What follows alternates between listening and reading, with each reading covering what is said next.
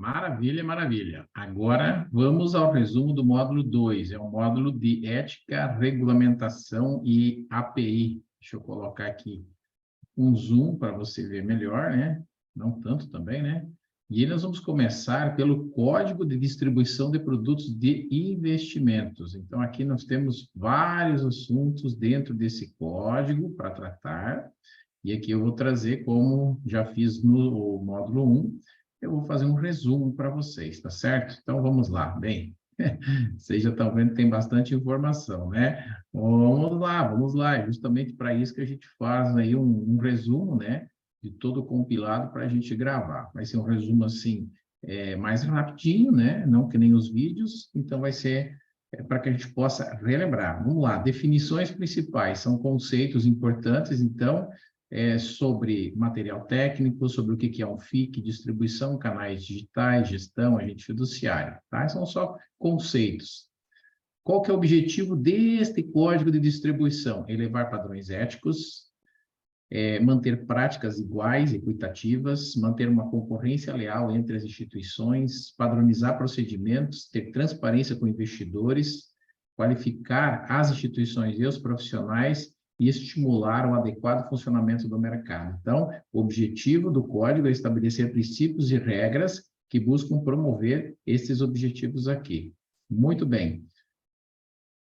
Qual é a abrangência desse código? Ou seja, quem tem que cumprir esse código? As instituições que são afiliadas à Ambima ou que elas aderiram a este código, como bancos múltiplos, né, bancos de investimento, bancos comerciais, bancos de desenvolvimento, as corretoras, gestoras, ou quem adere a esse código, tá? Quem não precisa aderir a esse código, certo? União, estados e municípios, quem investe em caderneta de poupança, ou seja, bancos que só vendem caderneta de poupança ou PJ, Middle e Corporate, grandes investidores. O código não se sobrepõe à legislação, apenas cria regras complementares. Quais são os princípios que esse código segue? Ele fala que as instituições precisam agir com boa-fé, diligência, transparência, lealdade, evitar infringir as regras desse código, evitar práticas que prejudiquem a distribuição de produtos e investimentos, coisas bem lógicas, né? Fomentar a distribuição de forma imparcial, ou seja, sem induzir o investidor a erro, sem querer que ele faça o que é melhor para você, e sim fazer o que é melhor para ele, né? Evitar o conflito de interesse, e sempre evitar e mitigar justamente esses conflitos de interesse.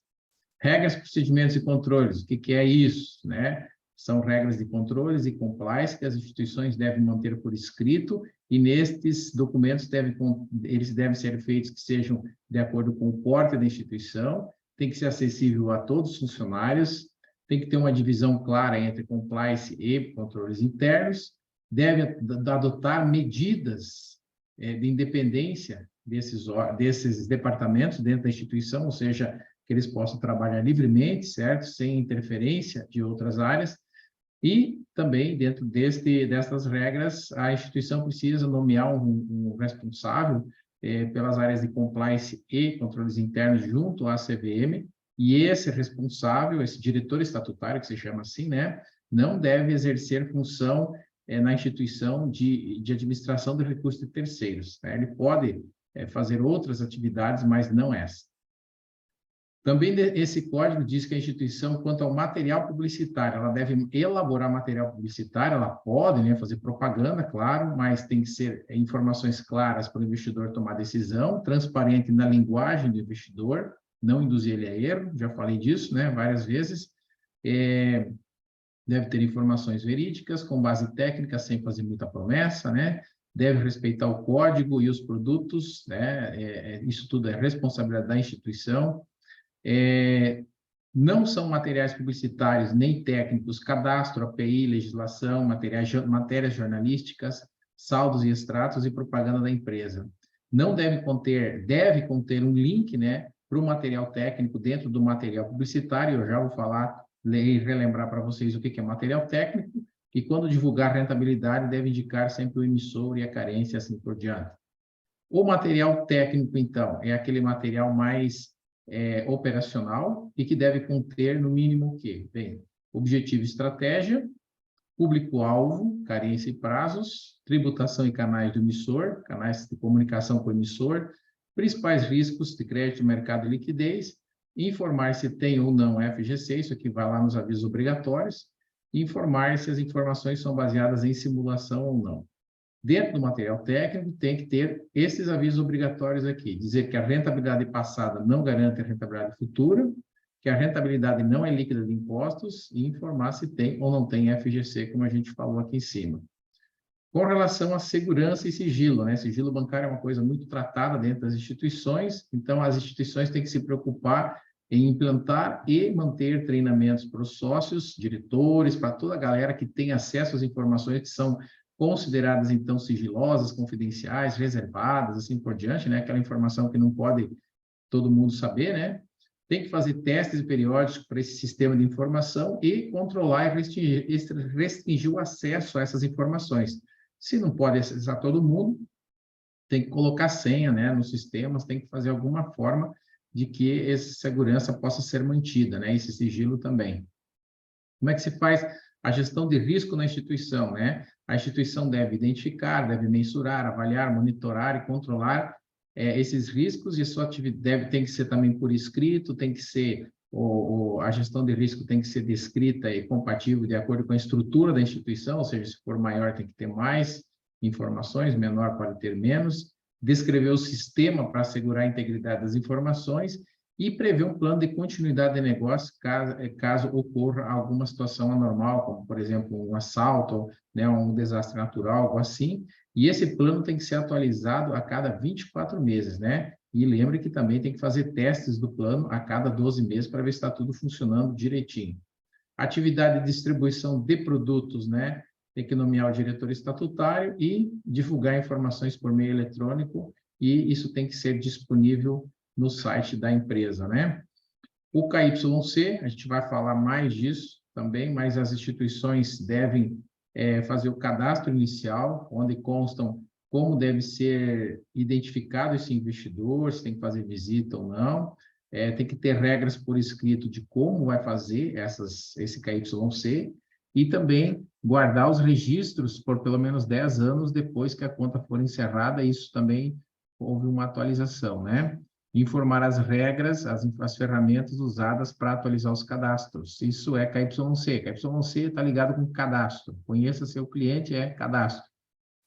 O API, o que o código fala sobre o API? O API, na verdade, deixa eu colocar aqui por partes. Vamos zerar aqui e vamos puxar para cá, ó. O que é o API? O API é um documento que as instituições devem manter por escrito com regras que ele adota para adequar os produtos de investimento ao perfil do investidor, aquela história do perfil do investidor, análise do perfil do investidor. Então, a instituição tem que ter um documento que mostra como que a instituição vai chegar no perfil do cliente para poder dizer se ele é conservador, moderado ou agressivo, e aí indicar o produto certo para o perfil dele.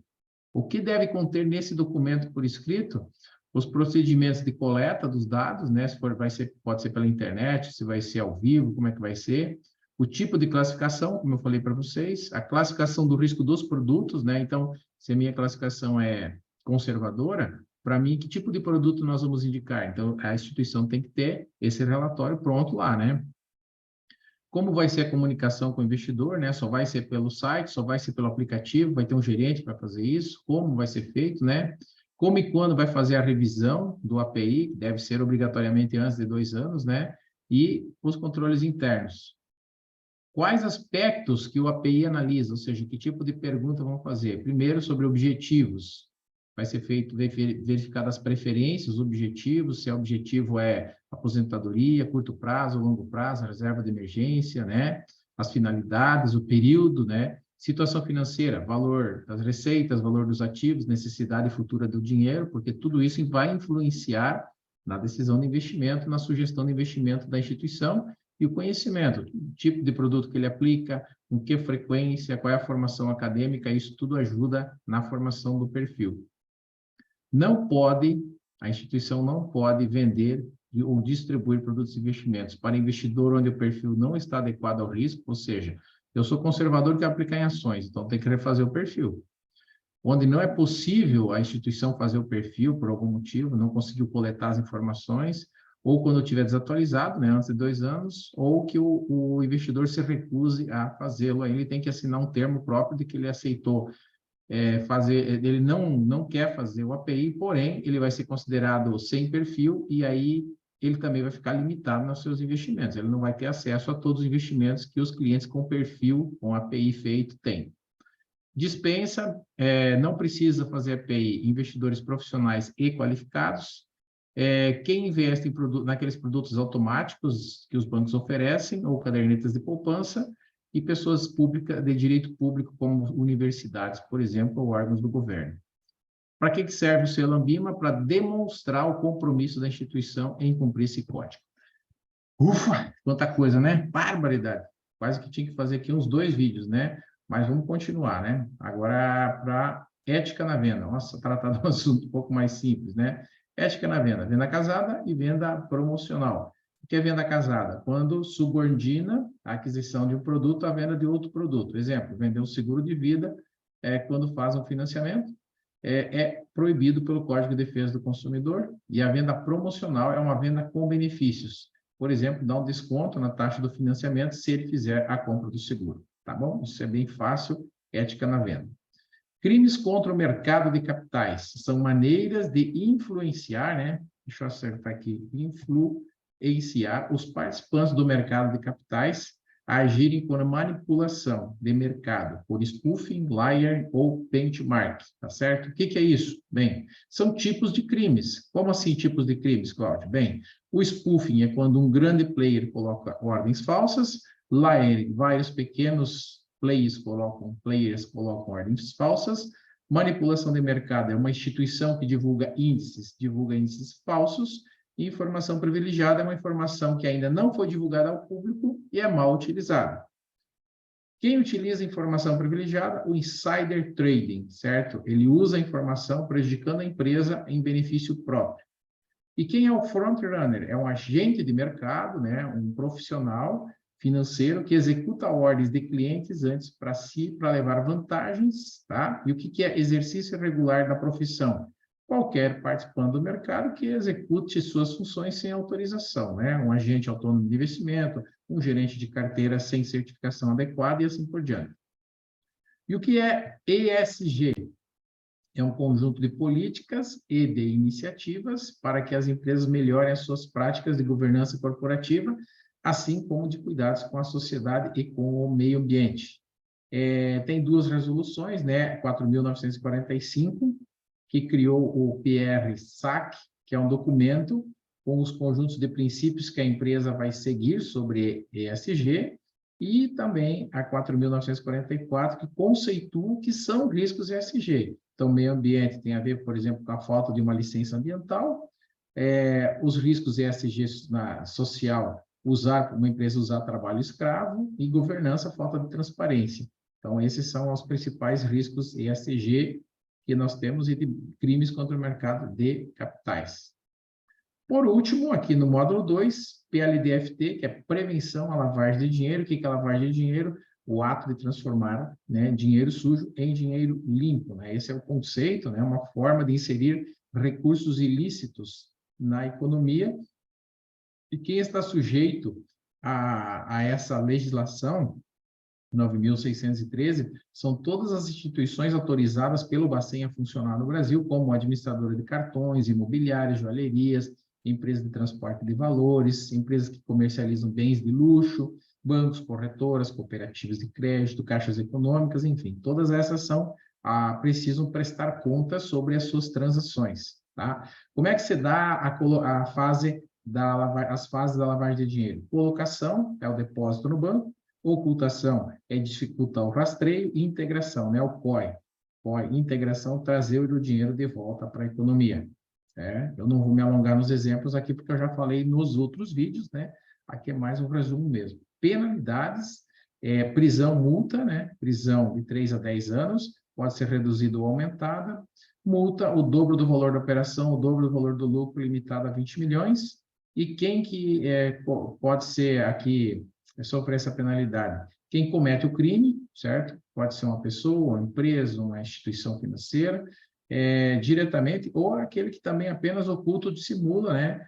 por exemplo, a pessoa emprestou o nome para abrir uma conta para um laranja que é traficante, por exemplo. Então, ele está dissimulando, ele pode também cumprir a mesma pena do que quem cometeu o crime da lavagem de dinheiro, mesmo se não usufruiu dos benefícios. Procedimento para evitar é o KYC, manter o cadastro atualizado, registro das operações no mínimo por 10 anos, depois de encerrar a conta. Operações suspeitas, o que são operações suspeitas, né? Devem ser comunicadas todas as acima de 50 mil, todas as suspeitas acima de 2 mil. Acima de 50 mil, independente de ser suspeita ou não. Quem tentar burlar as regras ou for identificado em envolvimento com terrorismo, também tem que fazer as comunicações. O que é um indício de operação suspeita? Transação incompatível com a renda, patrimônio, com o cadastro, com a profissão, com a atividade. Quando não for identificado o beneficiário final de uma transação ou uma alta mudança no padrão de vida, né? Tem outros exemplos que eu deixei lá na Circular 4001 de 2020 do Banco Central. E ainda sobre a indisponibilidade de bens, Conselho de Segurança das Nações Unidas, as instituições têm que cumprir as medidas deste Conselho das Nações Unidas para empresas e países que são sancionados por ela, onde esse conselho emite uma lista de sanções a empresas ou pessoas que cometem crimes ao redor do mundo, certo? Então, eles tentam manter a paz mundial, né? E as instituições que recebem essa lista têm que bloquear os bens dessas pessoas, dessas empresas que cometeram crimes. E comunicar isso à CVM, ou seja, aos órgãos, Ministério da Justiça e COAF, no caso do Brasil, né? Mas se for em outros países, aos órgãos competentes. Abordagem baseada em risco é um ajuste que foi feito à PLD, né? Tem que ser para seguir as regras internacionais do GAF, né? Impor às instituições financeiras o dever de identificar, avaliar e compreender os riscos da melhor forma de lavagem de dinheiro. A instituição financeira deve conhecer bem seu público, não apenas os seus clientes, mas também seus parceiros, fornecedores e funcionários, através agora do KYP, KYS e KYE, além do KYC, né? E também proceder à avaliação interna de riscos, que é um documento exigido, né, para a efetivação dessas estratégias que essa legislação aqui cobrou a partir da abordagem baseada em riscos que foi editada em 2020, né, com estratégias de combate à PLD. Os bancos têm que informar isso para a CVM, para o Banco Central, e essa avaliação tem que ser feita também dos parceiros, né, entregar essa avaliação interna de riscos anualmente ao Bacen, anualmente para a CVM e Bacen a cada 2 anos. A política de prevenção deve ser feita por cada instituição de acordo com o tamanho do risco da instituição e o controle de efetividade tem que ter uma avaliação contínua de procedimentos da PLD. Então, aqui tem um monte de informações resumidas para ti estudar sobre o módulo 2 dessa nossa certificação. Bora lá para os próximos módulos, para os próximos assuntos, próximos vídeos. Um forte abraço, fiquem com Deus, sigam firmes e estudando aí para a nossa certificação. Valeu!